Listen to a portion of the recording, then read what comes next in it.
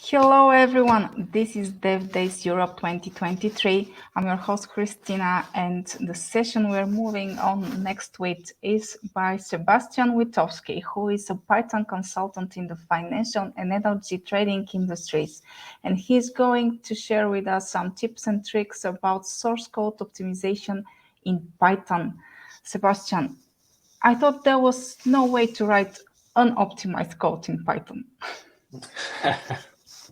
That's a good question. Well, you will see, you will see. It's not a very important topic, but still, it's an interesting one. I hope so.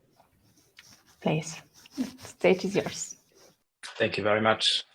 Hello, everyone. My name is Sebastian Witowski, and as Christina mentioned, I want to talk with you about source code optimization in Python, or to put it simply, how we can write faster Python code. And my clicker turned off. Okay, now it's working. This talk called Writing Faster Python was my first ever conference talk that I presented at EuroPython a few years ago. That was the first conference talk that I ever did in my life, so obviously I did a bunch of things wrong, like using Python 2 in my examples instead of Python 3. Many things has changed over those couple of years, so I decided it's time to update my talk. Python 2 is no longer a thing. There are new interpreters and new initiatives aiming at speeding up CPython. But one thing has not changed. Whenever there is an internet discussion and the two words come up together, Python and performance, there is always someone saying don't use Python. Python is slow. Python is not slow. Python is slower than other languages, and quite often that's fine. Python was not optimized for the runtime speed. It was optimized for the development speed. And comparing the number of people writing code in assembly to the number of Python programmers, I would say it was a good choice. But why is Python slower? So one of the reasons that makes Python slower is also the reason why it's so easy to use. Python is a dynamic language, and that combined with weakly typing means that we can use the famous duck typing and we don't have to worry too much about the types of our variables. So nothing stops you from randomly reassigning variables throughout the code. Okay, technically your sanity should stop you from reassigning a variable from a string to an int to a list and then to pandas data frame, but you can do that. And the interpreter has no way to know in advance what's the type of a given variable. So it can't do any of the optimization that the statically typed languages can do. For him, your variables are always a mystery. Sure, you declared a string, but what's it going to be 500 lines of code later? Still a string?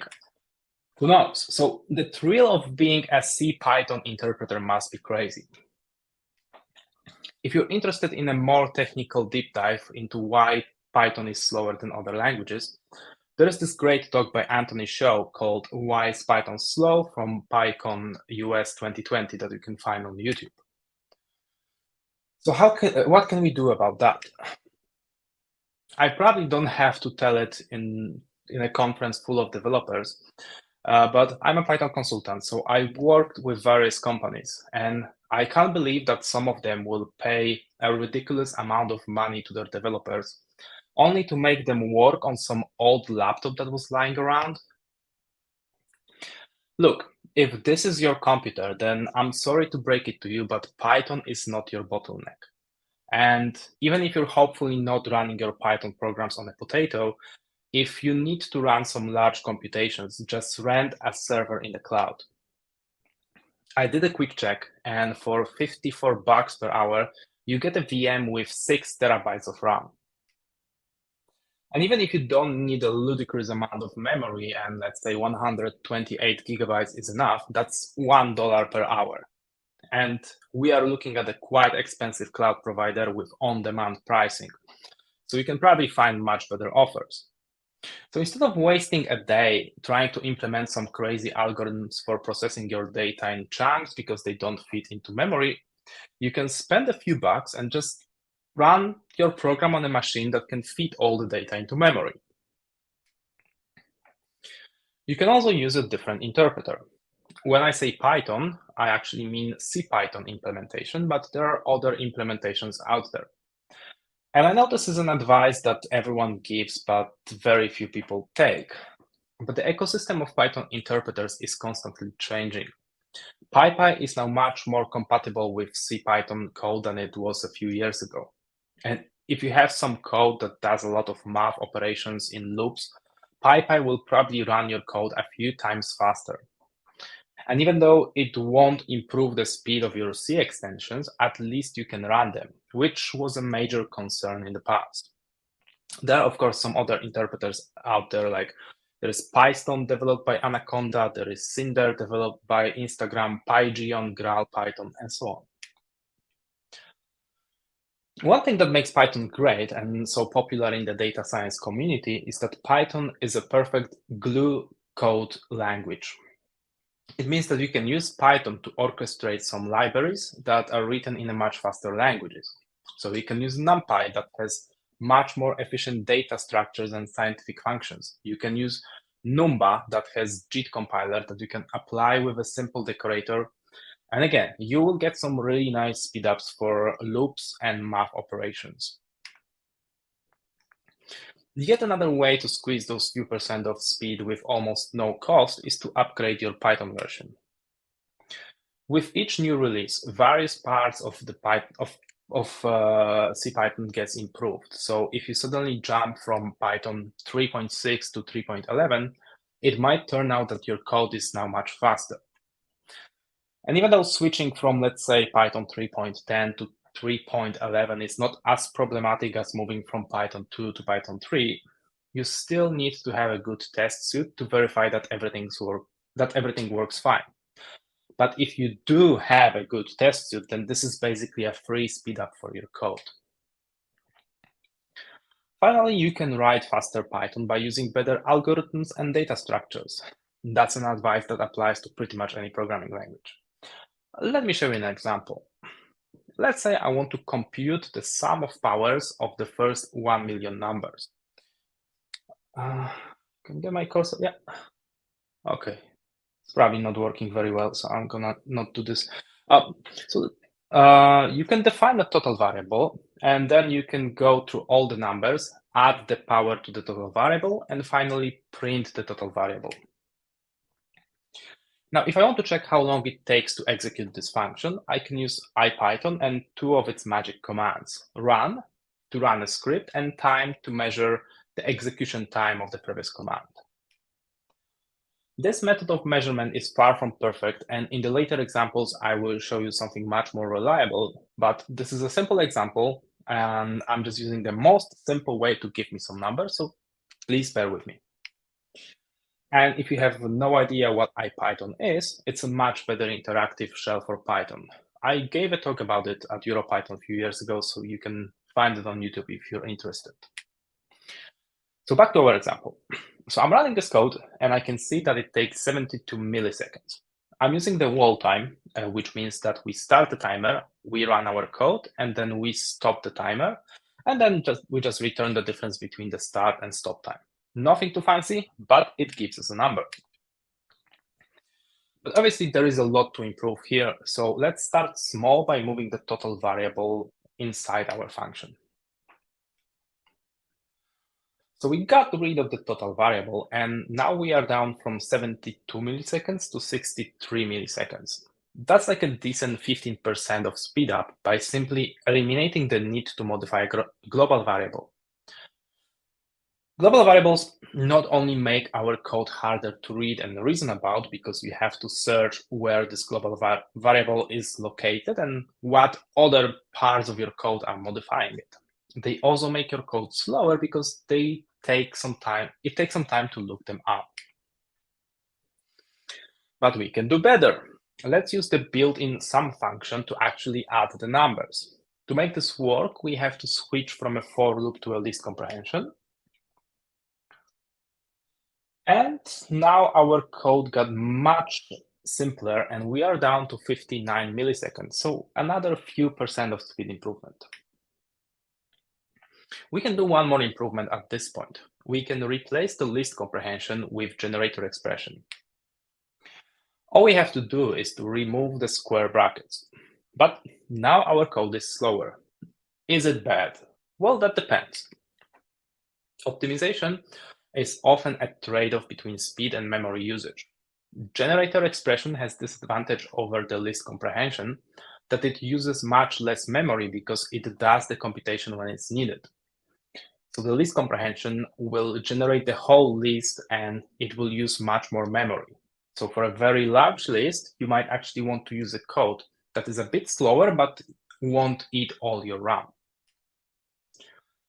We can actually check this with IPython and the memory profiler extension. So here we can see that the list comprehension increased our memory usage by 50 megabytes, but the generator expression, while a bit slower, has almost no impact on the memory usage. So as I said, optimization is often a trade-off between speed and memory usage. Alternatively, if we can't turn our for loop into a nice list comprehension combined with a built-in function, there is another trick that we can use. There is a library called Numba that is basically a JIT compiler packed as a Python package. So we can install it and add the decorator to our function, and voila, we just cut the execution time by half with literally 2 lines of a no-brainer code. Of course, Numba can only improve some specific code structures like loops or mathematical operations. If we try to use it on a code that does other things, we might not get any improvement. But we can do even better.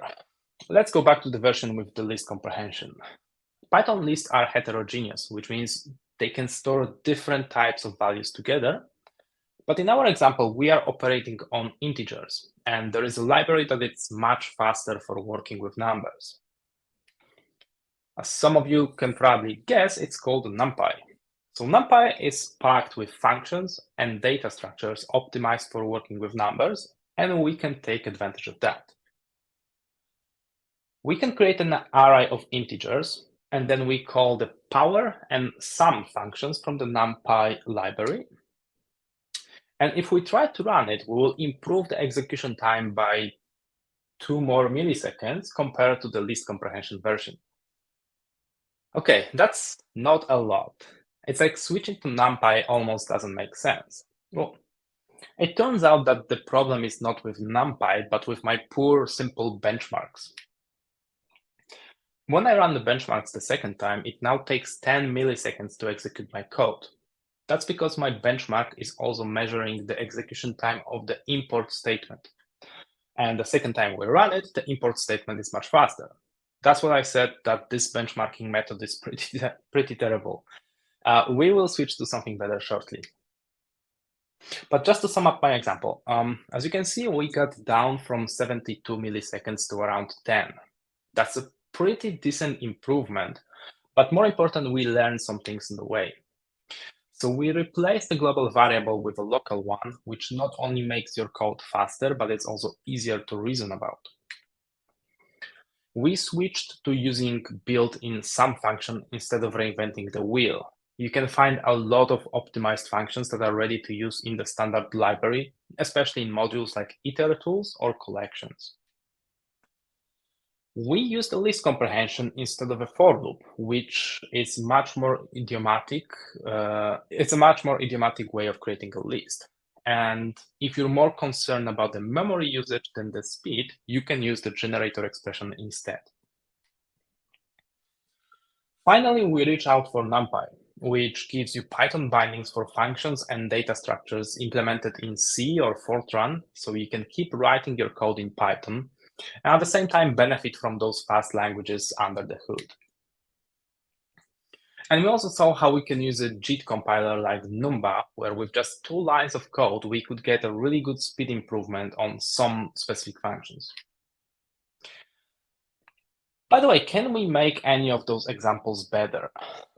Well, this question usually works when I'm not in front of the screen, but maybe some of you are saying that there could be a mathematical formula. So yeah, there is a mathematical formula to calculate the sum of powers of the next natural numbers. And translating this formula into Python code, we end up with the following function. And by benchmarking this code, we can see that we got down to 300 microseconds, which is around 30 times faster than the 10 milliseconds we got with NumPy. And I'm pretty sure that a lot of this time comes from the overhead of creating a function, calling it, assigning the results to a variable, and so on. Fantastic, but the answer is wrong. Well, Python is not very good with floating point arithmetics. If we try to cast our results to int, we get this weird 32 at the end. We could use decimals for better precision, but we know that our division will return an integer. So for the final and correct solution to my example, we simply need to make sure that we do integer division, and then we use 2 front slashes instead of 1. And this simple change has almost no impact on the benchmarks. They still take around 300 microseconds. So what we just saw was the source code optimization, that is, writing your programs in a way that they will run faster, hopefully without sacrificing readability. So in the rest of this talk, I want to show you some more examples of 2 or more ways to achieve the same results for common operations. Then we'll see some benchmarks, and I will try to explain why one way is better than the other. You can find the code examples at this URL. I will also share it at the end of my talk. And this is the setup I used for benchmarking my code examples. So I use Python 3.10.4. I set the Python don't write bytecode environment variable, so I don't accidentally cache any bytecode between my benchmarks. For the actual execution of the code, I used a fairly standard, a simple way of running timeit Python module in the terminal. So here's how it works. This green part tells Python to run timeit module, which is a built-in module for measuring the execution time of some code. Then the red part says, run this code, but don't include it in the benchmarks. This is usually where I will import some modules and set some initial variables. This will solve the problem I had in the previous example when I was importing the NumPy module, and that import statement actually took most of the time during my benchmarks. And finally, in the yellow, I will have the function that I want to actually benchmark. And not that it matters much, but just for completeness, I have run all the code examples on this laptop that's sitting on my desk here. That's a 2021 MacBook Pro with 16 gigs of RAM, 10 CPU cores, and 16 GPU cores. And it doesn't really matter what laptop I'm using. Even with the same setup, you'll probably get different numbers, and that's fine. The exact numbers don't matter.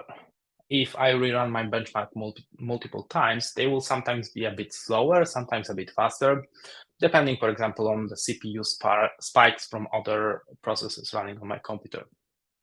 But what won't change is that my slow examples will stay slower than my fast examples, and that's the important bit.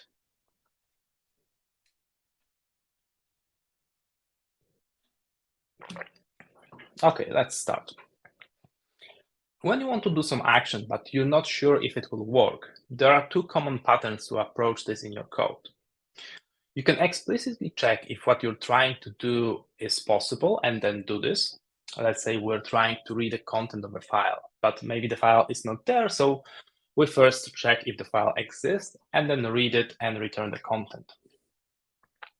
But then, even if the file exists, maybe we don't have access to read it, so you add another check.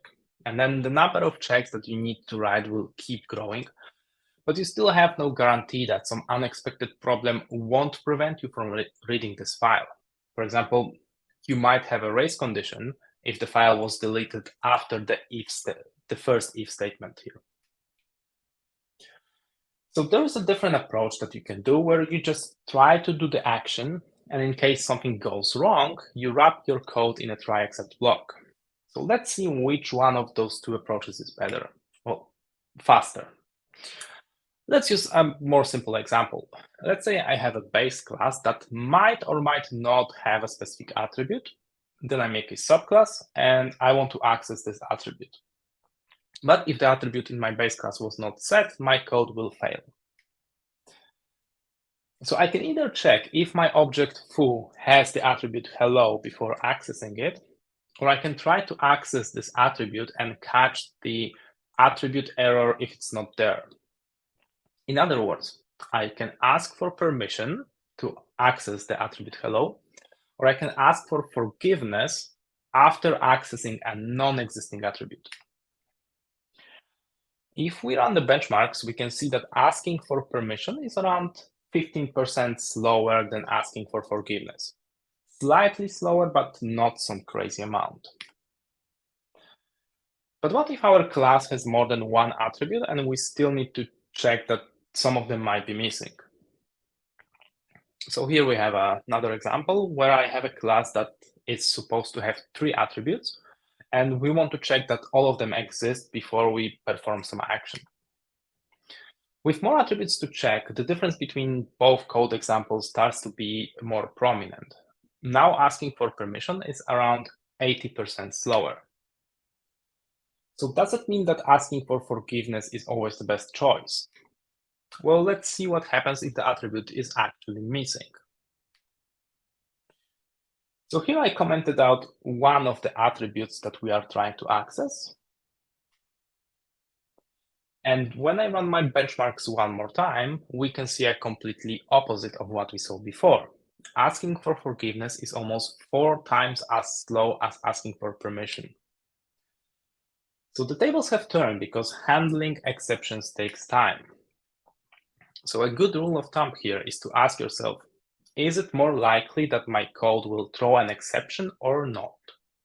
If the answer is yes, I will probably get an exception, and you can predict what will go wrong, then an if statement is a good idea. It will be faster faster than handling exceptions, and it will much better show the intention of your code. But if you find yourself putting a ton of if statements just to catch some errors that happens every once in a while, and on top of that, your code already failed twice because you forgot to check some specific corner case, then maybe it's better to use the ask for forgiveness approach and just wrap your code in a try except block. Let's see an example of how we can iterate over a collection of items and find the one that's matching some criteria. So let's say I want to find the first number that can be dividable by 42 and 43. I could use a naive approach and write a while loop that starts iterating from 1, returns the current value if it can be divided by 42 and 43. Otherwise, we check the next number. And while there is nothing wrong with the while loop, we are manually increasing the counter, which feels like a bit of unnecessary code. So we can do better. We can instead use a for loop and a counter that will keep giving us the next number until we find the one we are looking for. If we measure the execution time of both functions, we can see that the while loop is around 25% slower than the for loop. But more importantly, the for loop is much more concise, and honestly, I like this code better. But what if someone told you that Python is all about list comprehensions, and that for loops are bad and you should only use list comprehensions when dealing with lists? Okay, let's give it a try.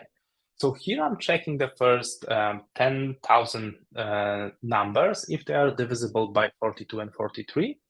And then I return the first element from the list of all the numbers that are matching my criteria. As you can probably guess, using list comprehension here is a terrible idea. I mean, we're unnecessarily creating the whole list just to grab the first element. It might make sense to use it if we really wanted to check all 10,000 first numbers. But we just need to get the first number that matches. So what we need here is some kind of a lazy list comprehension.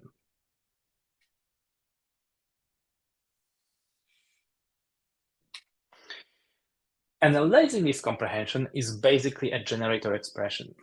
So we can write a generator expression that will filter the list of numbers based on our criteria, and then simply grab the first element using the next function. Generator expression will do just enough computation to give us the first number, and then it will stop. And if we benchmark it, it turns out that this is as fast as our for loop. Generator expressions are a great alternative to list comprehensions if you need to evaluate them lazily. They are fast, concise, and memory efficient.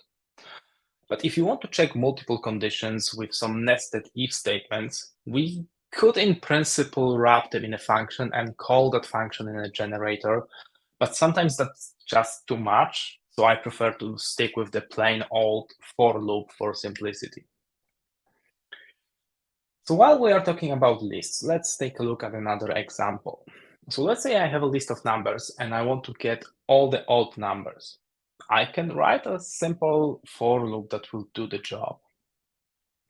And for filtering 1 million of numbers, it takes 33 milliseconds.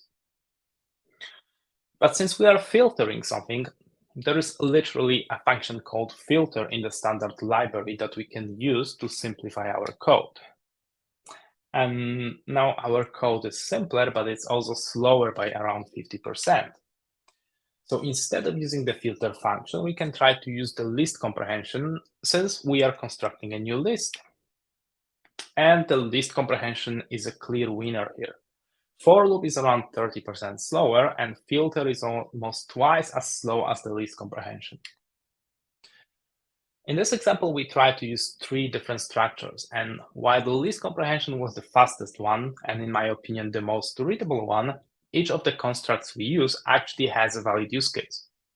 List comprehensions are an obvious choice if you want to build a new list, but if you don't need to have the whole list at once, the filter function is actually quite useful because it returns an iterator.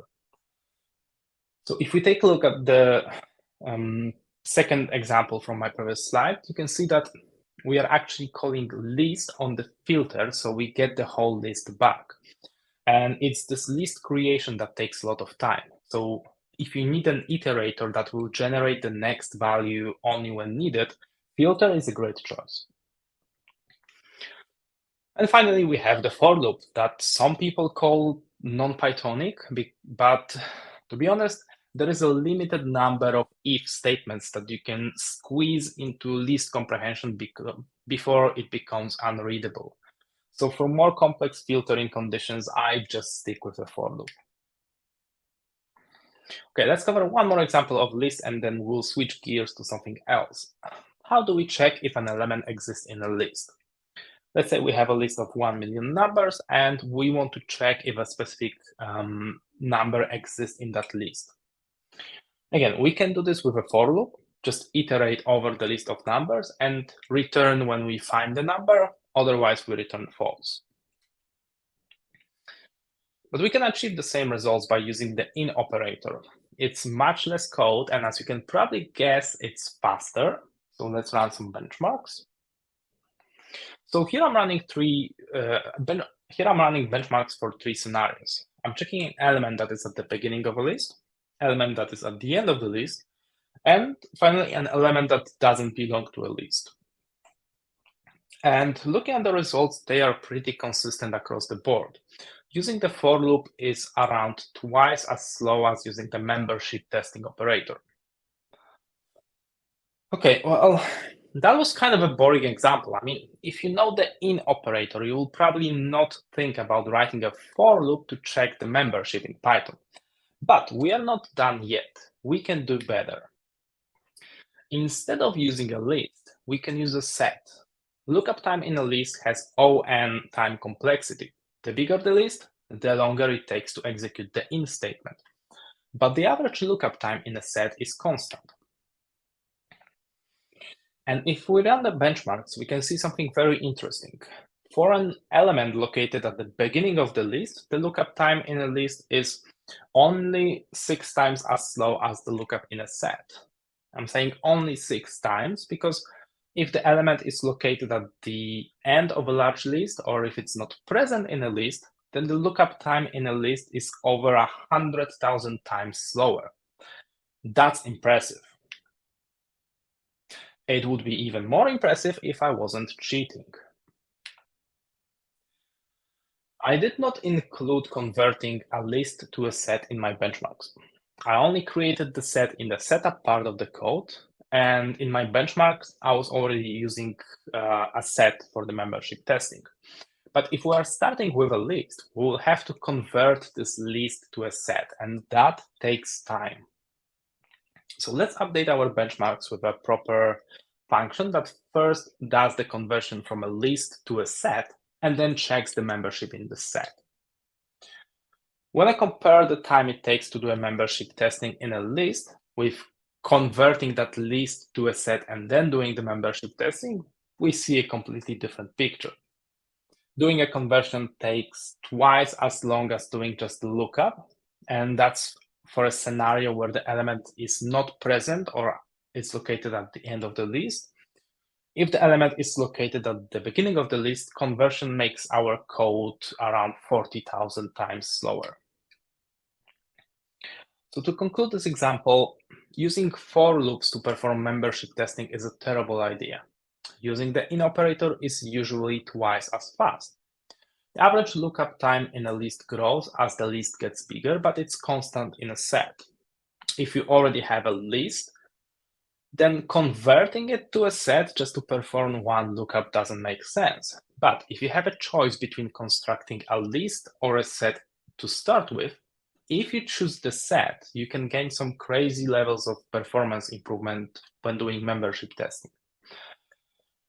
And one last remark, set is not a drop-in replacement for a list. For example, set is not ordered, so don't randomly change your data structures because some guy at the conference told you that it's going to make your programs run 100,000 times faster. Read about different data structures in Python and the time complexity for their most common operations. There is this very nice wiki page where you can find all the information. Let's talk about creating dictionaries. So there are two different ways to create a dictionary. One is called the dict function, and the other one is to use the literal syntax and just write those two curly brackets. And in many cases, they are equivalent, so you might not give it much thought and assume that they both take the same amount of time. But actually, if we measure the execution time, it turns out that using dict function is twice as slow as using the brackets. And this kind of surprised me, so I decided to dig a bit deeper and see what's going on. So I fired up the disassembler for Python bytecode and looked what happens when I call each of those functions.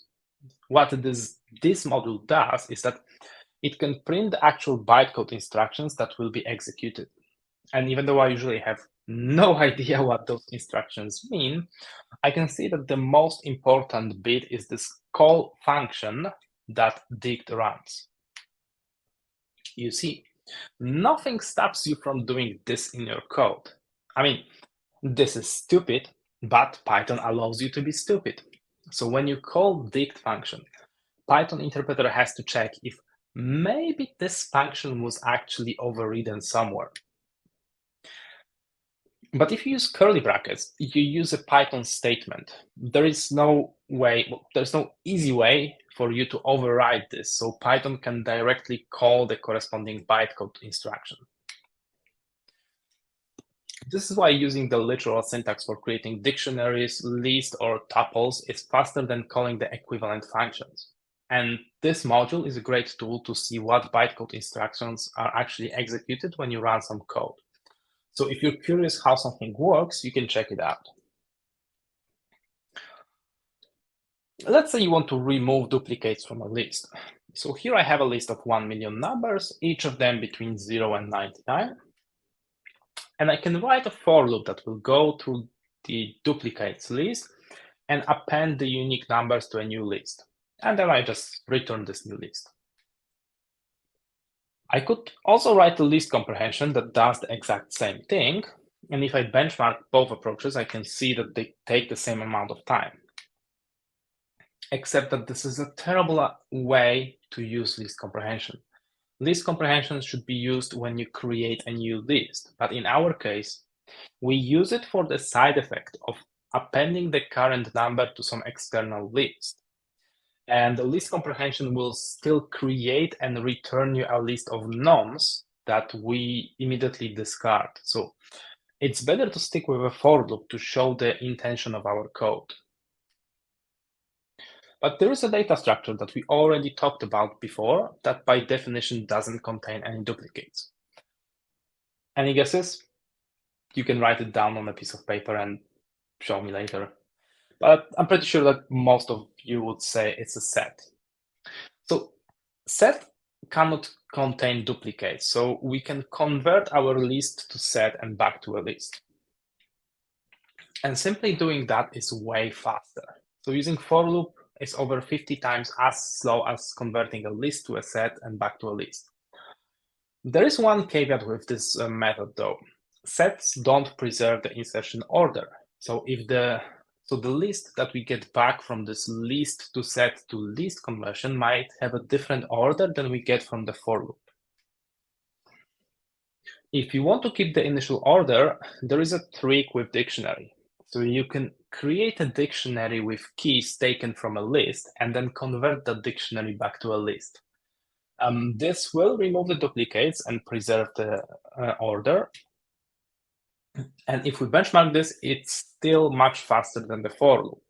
So now for loop takes around 28 times longer than the dictionary trick.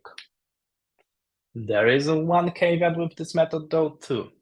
The dictionary trick only works with elements that are hashable, because dictionary keys have to be hashable.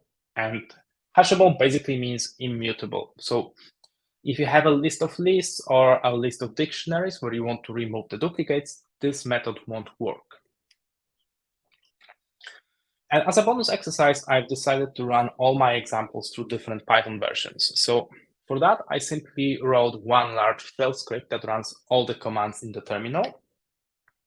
And then I use pyenv to easily switch between Python versions.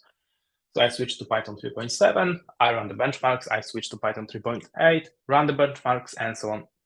If you're curious about pyenv and how to use it to easily switch Python versions, I have a blog post about that. And here we see the results. So on the left side, you can see which function was being checked. And on the top, you can see different Python versions. And the last column contains a comparison between Python 3.7 and 3.11. So we can see how much slower was Python 3.7 compared to Python 3.11. And that's a lot of numbers. So the most significant improvements are now in bold. And as you can see, Python 3.11 is a clear winner here.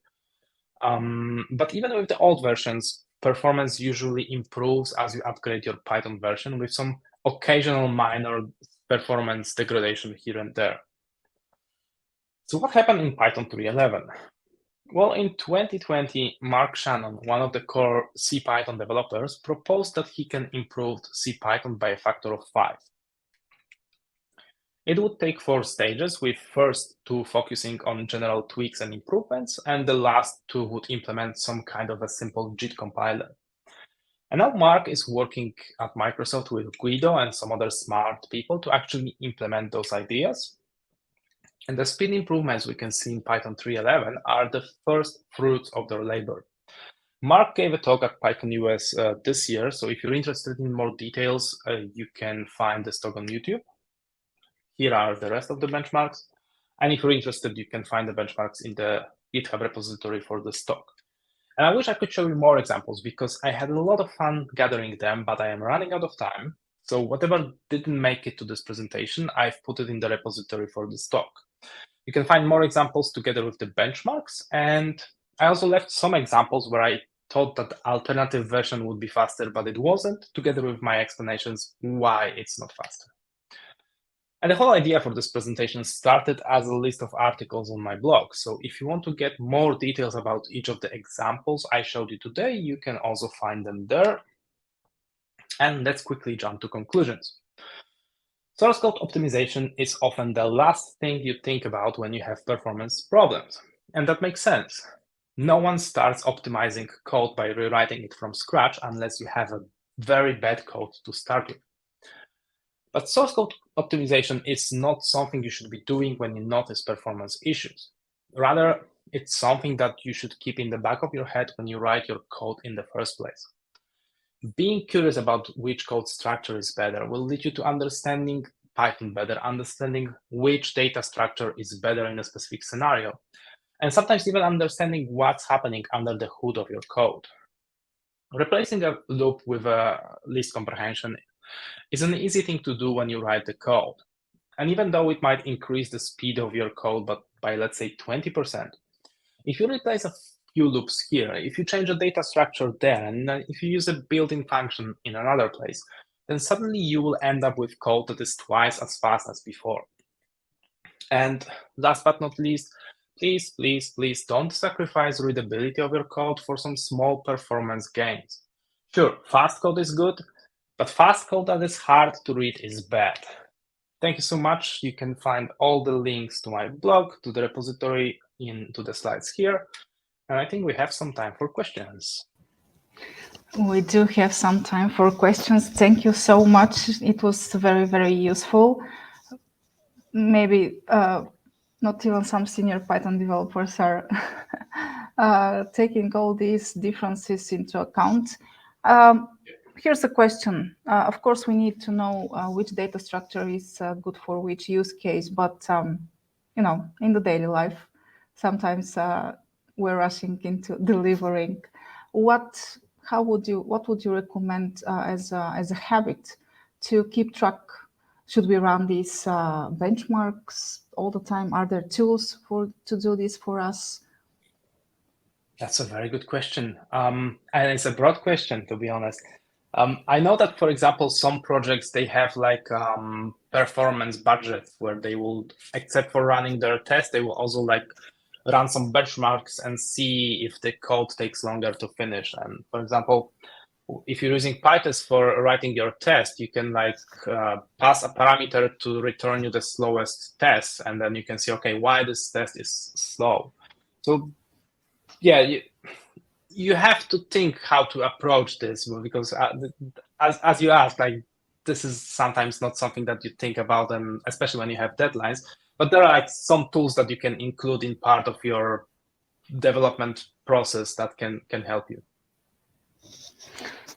We need to be aware all the time. Are we doing the right thing?